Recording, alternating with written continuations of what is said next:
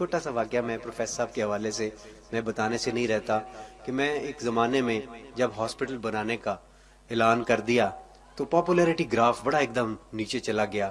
میں بڑا پریشان ہو گیا. لوگوں نے میرے سے پوچھنا شروع کر دیا, بڑا تم کہتے تھے ہسپتال بناؤں گا, وہ کدھر گیا؟ تو عجیب انزائٹی, مجھے نہیں پتا تھا اس وقت انزائٹی کیا ہوتی ہے, نام سنا ہوا تھا, لیکن پہلے دفعہ انزائٹی اٹیک ہوا.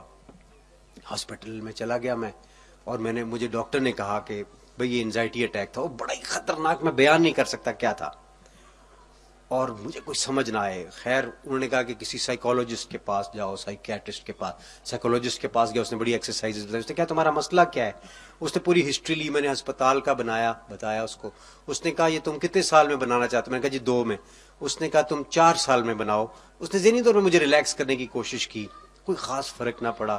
سائیکیٹرسٹ کے پاس گیا, اس نے مجھے ٹرپٹینول لکھ کے دی, وہ جو تقریباً پاگل پن ٹائپ میڈیسن ہوتی ہے, وہ میں نے کھانی شروع کر دی. جب میں وہ کھاتا تھا تو دماغ میرا بالکل سو جاتا تھا, یوں بالکل سدھ بدھ ختم ہو جاتی تھی, بڑا پریشان.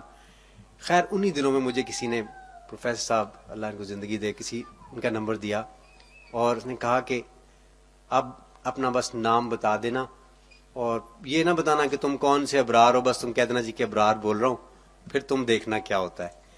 تو میں نے ایسا ہی کیا. جب میں نے نام بتایا تو مجھے میرے بارے میں وہ کچھ پتہ چلنا شروع ہو گیا. ان میں سے کچھ تو مجھے پتا تھا, کچھ جو نہیں پتا تھا. تو تعجب بھی ہوا. پھر میں نے کہا جی اب یہ میرا مسئلہ ہے, تو مجھے تسبیحات مل گئیں.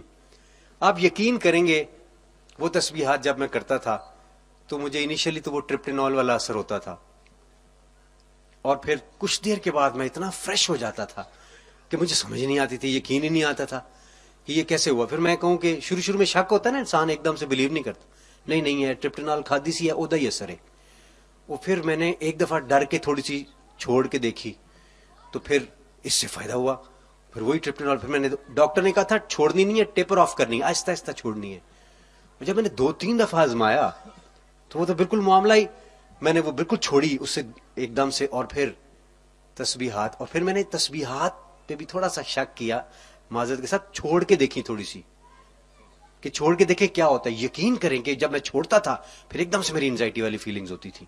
اور خیر میں نے وہ پھر الحمدللہ کر کے شروع کیا, اور وہ دن جائے اور آج کا آئے الحمدللہ. ایک دفعہ اگر مجھے وہ فیلنگز ہوئی ہو دوبارہ, اور اس کے بعد میں نے پروفیسر صاحب سے اجازت لی, چونکہ میں پوری دنیا میں کانسرٹس کرنے جاتا تھا, میں جگہ جگہ بانٹی ہے اللہ کا نام لے کے, جدھر بھی جاتا تھا میں لوگوں کو, مجھے کہتے تھے پریشان ہیں, نیند نہیں آتی, بڑے بڑے نام حکومتی لیول پہ میں نہیں لینا چاہتا, ان لوگوں کو میں نے تسبیحات وہ والی دیں, اور اس کا ایسا کمال اثر ہوا کہ وہ لوگ سارے کے سارے, مطلب وہ پھر مجھے لازمی فون آتا تھا کہ یار وہ تو کمال ہو گیا ہے, ہم کسی اور کو دے سکتے ہیں, فلاں کو دے سکتے ہیں.